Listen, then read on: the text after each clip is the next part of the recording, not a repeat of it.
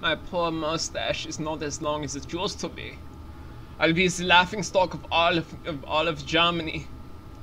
I'll be the small mustache man where every single boy and girl shall laugh at my face. I'm sorry, old mustache. I'm sorry. All my life I've been considered as the worst.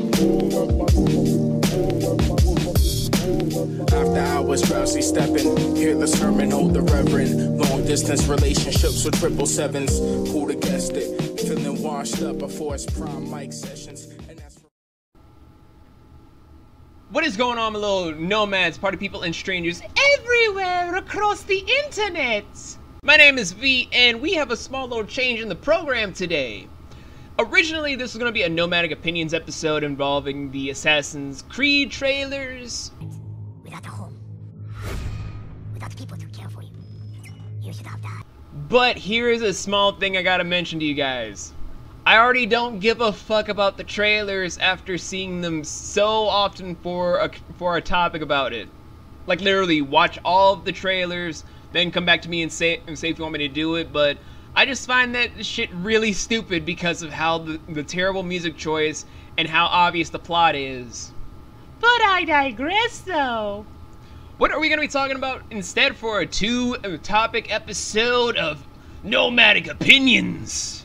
Well, for starters, we're going to be talking about the Wonder Woman trailer from ComiCon, and also the film evolution for Tarzan. Now, for all intents and purposes, I did not give a shit about a lot of stuff announced at Comic-Con except for the Marvel Cinematic Universe stuff on Netflix, because that's going to be a huge thing on this channel soon. Not huge like it's going to take over everything I do, mind you, but huge enough. Huge enough. But the thing about the Wonder Woman trailer, that even though I didn't really give a damn about what the story was, is that it's actually what we wanted for decades.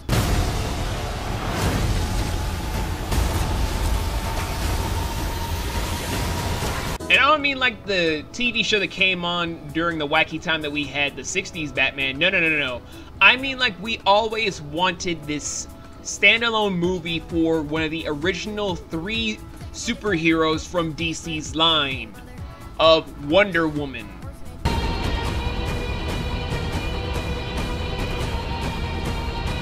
That is a huge step for everybody. I mean, like, super huge.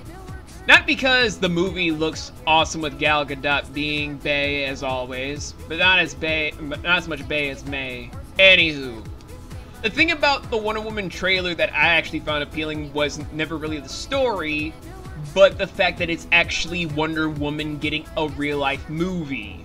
And I'm talking to you guys as someone that has grown up from a lot of television that dates back all the way to the 40s, all the way to today. God, how old am I? So when I see this big trailer going on where it's Wonder Woman, aka Diana Prince, just running through being this badass throughout all this time and decades, even helping in one of the world wars against the forces of evil.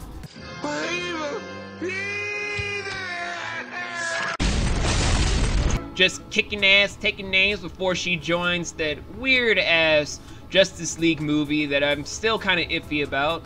I just found myself really, really intensified by how beautiful this actually turned out, more so than I ever could have dreamed. 'Cause it's actually happening in my lifetime. I honestly thought that we would never have a Wonder Woman movie until I am an old man just in a rocking chair just bitching about the new music of today. Like, honestly, I hope that whenever I have great grandkids, that they take this moment and film me just bitching about something and just roll with it as a video. And also the fact that this movie includes Etta Candy. It's Etta Candy. I'm Steve Trevor's secretary. What is a secretary? If you guys don't know who Etta Candy is, I feel sorry for you. Still though, that's just my whole take on it. I'm excited to actually see a Wonder Woman movie actually happen in our day and age before I end up with gray hairs and just yelling about, oh, these new boys out here do not know real music. Back then we had disrespectful dance, and then we had the awfulness called twerking and grinding and red-nosing. Y'all kids today don't know nothing about good music and dancing. By the way, if there is someone that's ever gonna do fan art, draw an old version of me with gray dreadlocks, just yelling at myself, going like, "Take it easy, bro. I'm just kidding."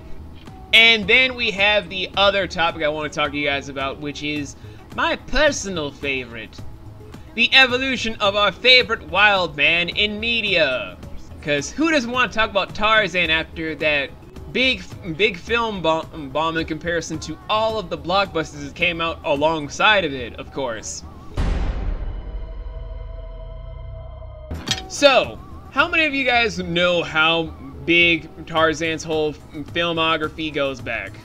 Well, just to make things a little bit more interesting for myself, I'm going to go all the way back and find out where he started in just the film genre.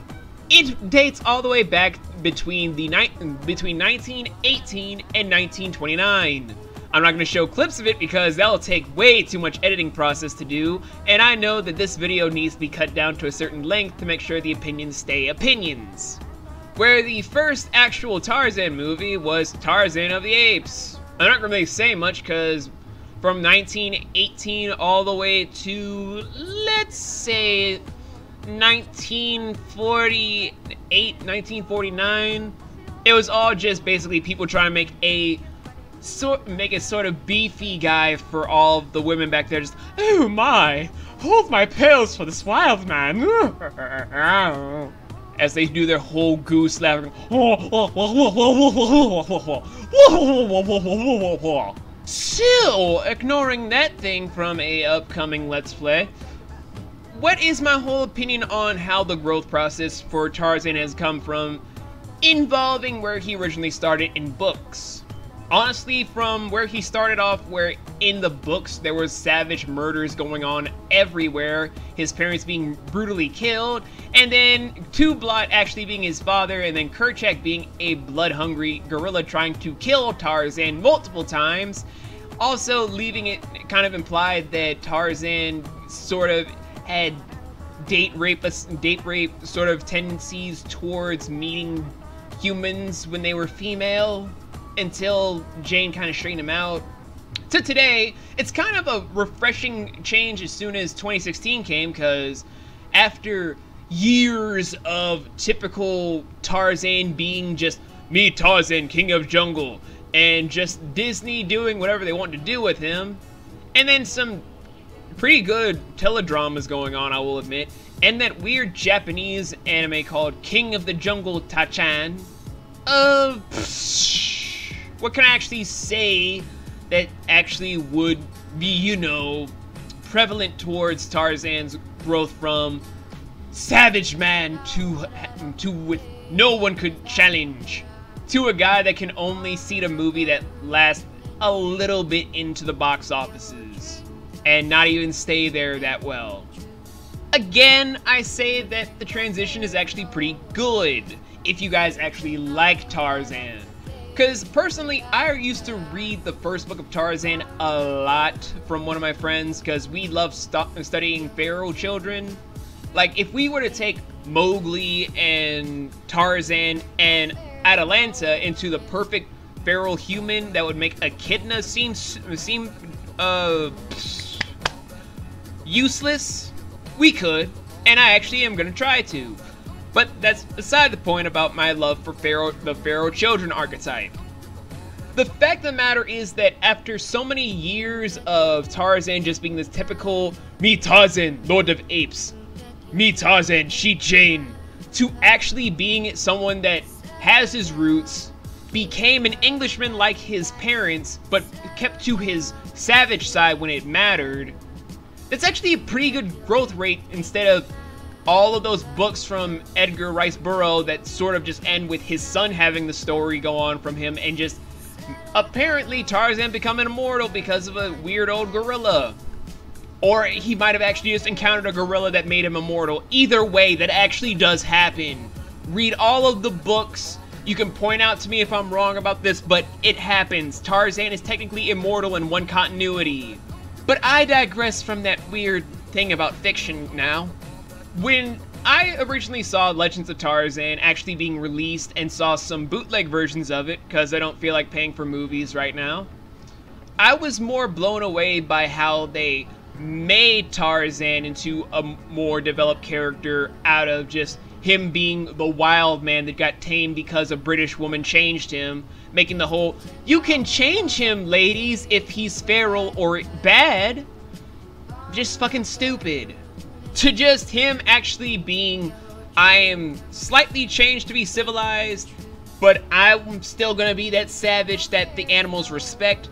That was more of what I found appealing from it. And if they were to make a new Tarzan movie now where he and John Carter and all of the Edgar Rice Burroughs characters form their own ERB universe, if they were to make that whole giant universe thing happen where all of the Edgar Rice Burroughs characters come together, I wouldn't be mad about it.